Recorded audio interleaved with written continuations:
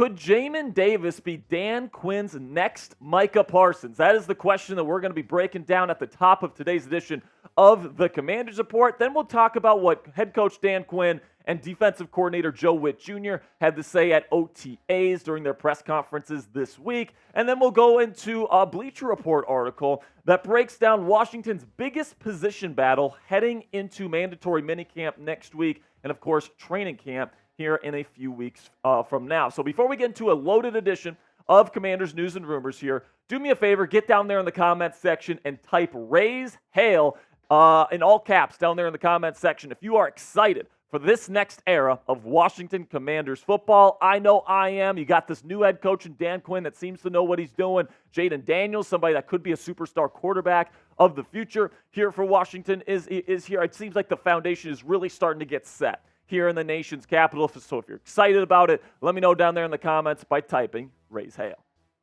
So let's first talk about Jamin Davis here, who as an inside linebacker, which is how Jack Del Rio and Ron Rivera were using him in the previous regime, he's been fine, but he's definitely not been the best overall inside linebacker in the world. And now it seems like with Dan Quinn and Joe Whitt Jr. coming in here, they're trying to convert him into an edge rushing type, almost outside linebacker here, similar to the way they converted Micah Parsons from almost like a linebacker that he played there at Penn State. And now, nowadays, he's pretty much a true edge rusher. Jamin Davis has been practicing a ton at edge rusher. They're blitzing him a whole lot. And even Jamin himself, in his press conference this week, said he has a ton of opportunities to rush the passer in this defense. And you take a look at the build here between Jamin Davis and Micah Parsons. Both of these guys were inside linebackers in college. They're both 6'3". Davis is a little bit lighter than Parsons is, but he's longer. He's got 33-inch arms compared to Micah's 31.5. Then you get the 40 times, and even though Micah is a freak of nature at that 4.36 long speed, Jamin is also a very good athlete at 4.48, and then the 10-yard split there is actually better than Micah Parsons. So Jamin's get-off coming off the line of scrimmage and getting that advantage on offensive tackles is definitely going to be there. But obviously, Jamin, he can't necessarily be Micah Parsons, all right? I'm not sure if that's a good comp because Micah Parsons is Micah Parsons, right? He's so big and strong, and then he pairs that with that speed, and I'm just not sure if Jamin Davis can really match Micah Parsons one-for-one. However, I do think he can fill Micah Parsons' role within this Dan Quinn scheme that Joe Whitt Jr., the new defensive coordinator, is implementing. And I really like this idea. I mean, Jamin is somebody that's always been extremely physically talented. He's always been a really good blitzer, but he's never been the best in coverage, and he just doesn't have a great feel for the inside linebacker position, which is why I think he could be an excellent edge rusher in this league. You take a look at the Pro Football Focus grades from last year, right? So overall, it was pretty good. It was his best season as a pro at the linebacker position. And he's gotten better every single year, 67.6 last year. That was around middle of the pack among starting linebackers last year. But the pass rush grade was a 71.6, which ranked 23rd. And his run defense grade was 76.1, which ranked 20th. Those are two things that he could absolutely bring to the table as an edge rusher from day one. Then the coverage grade wasn't as good, which kind of points to him maybe not being the best fit on the inside and maybe that he should be doing more work on the defensive line. And I do think that he'd probably be a better edge rusher than a linebacker, just like Micah Parsons was when Dan Quinn took up that Penn State product that was extremely raw at the inside linebacker position coming in and then turned him into arguably the most dominant edge in our game today. That's definitely something that this staff is capable of doing with Jamin Davis. Now, in terms of a comp for Jamin Davis, and what I think we could see from him is kind of something like a Baron Browning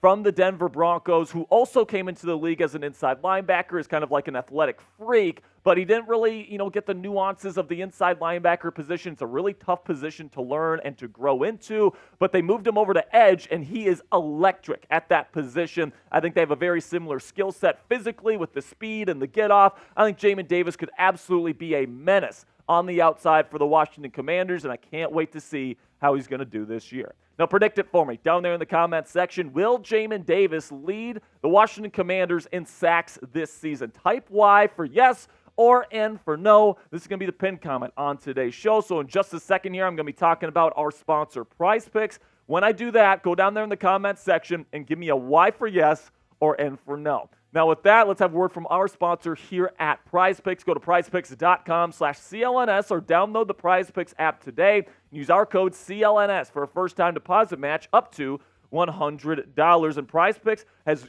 specials for new and returning users alike for the NBA Finals this year between the Dallas Mavericks and the Boston Celtics. And the finals mean more on Prize Picks, and so do the star players. You get boosted payouts on select basketball stars that you won't find anywhere else, and Prize Picks is America's #1 fantasy sports app with over 5 million active members. Get in on the daily action with your friends now and become a part of the Prize Picks community today. Here are my projections for Game 1 of the NBA Finals this year. The Jason Tatum one here, you get the deal with the 0.5 points. Easy money there. Take the more. Then we go with the Luka Doncic, 31.5 points. I think in Game 1, he's been fantastic. He's been the best player in the playoffs. I'm going to take the more there for Luka. Then I'll take the more with Derek Lively, the rookie sensation out of Duke with more, 16.5 points, assists, rebounds. Prize Picks is simple to play. All you have to do is pick more than or less than on 2 to 6 player stat projections, then watch the winnings roll in. Get started now if you haven't already at prizepicks.com/CLNS or download the Prize Picks app today and get a first-time deposit match up to $100 when you use code CLNS. Pick more or pick less. It's that easy with our friends at Prize Picks. Now let's dive into some interesting comments from the press conferences this week for both head coach Dan Quinn and then also the defensive coordinator Joe Whitt Jr., who's just a delight to watch, by the way, in these press conferences. I love the way Joe Whitt Jr. Just commands the room when he gets up there. But Dan Quinn does a great job as well, and this is what he had to say about the differences between OTAs and training camp. This is what Coach Quinn had to say. The competition during OTAs is certainly different than it is in training camp. It's speed, it's execution, but not the physicality. So we don't want to go too far in the evaluation physically because so much of this evaluation is assignment communication. If we get that part right, then we know when we get to camp, we'll really let it rip. And listen, guys, I really do think that this is an important note on OTAs, and this is why you should be pretty wary about hearing like, oh, this person is dropping dimes at OTAs, or this guy's really shining at OTAs. It's like, maybe you're executing and, you're making some nice plays and you're showing off your skill, but when the pads come on, it is a completely different game, man. And, I think Quinn does a really good job of differentiating that here by saying that the training camp portion of the offseason is super important. Then we get to another quote here from Dan Quinn on the importance of situational football here and teaching that during OTAs, where he said, we're going to work the situation side of the game as much as we can, knowing that about 70% of our league, the games are decided by 8 points or less. It kind of speaks to the importance of what can happen at the end of the half or at the end of a game. And I love the emphasis on situational awareness. All the best teams in the National Football League definitely take a lot of time for situational awareness, or as they call it, situational excellence. The Vikings do it. The New England Patriots under Bill Belichick were known to do this a lot. So a lot of teams in the NFL really worry about these situational stuff, the 2-minute drill stuff, both offensively and defensively, really trying to get that stuff right so that you can finish halves and games on a good note. Then we get to Joe Whitt Jr., the defensive coordinator here, on his defensive building philosophy, and this is what he had to say. I think if you're just limited to saying, hey, we run one scheme and that's all we have, and no, you have the players that you have, and you make sure that you are putting them in the best position to play high-level football. And honestly, guys, this is how the best defensive minds in the world think. This is how the best coaches in the world think. They think, okay, I've got these players. This is what they do well. Here's how we can kind of accentuate their strengths so that our team can be as successful as possible. Whereas some people have like, I have my scheme and you're going to fit into my scheme and that's what we're going to run no matter what. And if you have a limited mindset like that, it really limits the stuff that you're able to do and your ability to make adjustments when things go wrong. So I really appreciate that Joe Whitt Jr. has this mindset of adaptability and kind of making his scheme about the players and not about him. Then we got another one here from Joe Whitt Jr. on what Washington's defense will look like here in 2024. The advantage that we have right now is people don't know, okay? And we're going to keep that advantage until they figure it out, so I'm not going to say. I'm not trying to dodge anyone's question. I'm answering it the best way I can. But we have good players, and we're going to put them in positions to help us win. And listen, I love the competitive fire here from Joe Whitt Jr. People were trying to ask him, like, what's your defense going to look like? And he's like, hey, man, nobody's seen our defense. So we're not going to give away the secrets before we actually show them, all right? It's on them to figure it out. I'm not going to tell them in this press conference before the season what we're going to be running, because then that gives them an advantage. So that's one of the advantages of being a first-year team in a new administration with an NFL franchise, is that no one really knows what you're going to run. So the fact that that mystery is still out there for other NFL teams definitely gives Washington a nice advantage offensive or defensively here. Now make sure you guys click that thumbs up icon if you haven't already. If you are a Commanders Report Real one, if you watch all of our videos, you watch to the end, you've already clicked that subscribe button. Thank you guys for all of your support. And if you are a real one, you know that clicking that thumbs up icon is the fastest and easiest way to support the channel. So I really do appreciate your support.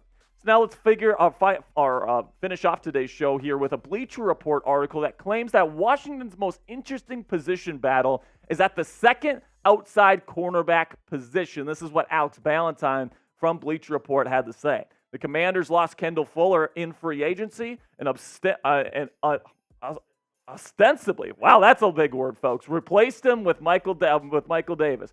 He had his struggles with the Chargers, but he's the most experienced player of the group, so he's a presumptive starter. Another big word there from Ballantyne. The other outside position should be interesting. The Commanders used the number 16 pick on Emmanuel Forbes in last year's draft, but there's a new front office in charge. Benjamin St-Juste played better, but doesn't have the same ceiling. So listen, I've been saying for a long time here on the channel, guys, outside cornerback is a big issue for this team, and I did not think that GM Adam Peters did enough to address this position in the offseason. I think Emmanuel Forbes has been trying to gain weight, but he still looks like a freaking twig out there. Michael Davis did not have a good season last year in LA, and then Benjamin St-Juste didn't have the best year here in Washington last year either. So, I mean, you're kind of expecting one of these guys to at least to step up into a big-time role this year. I'm not sure if any of them are going to be able to do it, but let me know down there in the comments section. Out of these three guys, one of them is going to be the odd man out. Who is it going to be? Who's going to be sitting pine this year to start the year? Type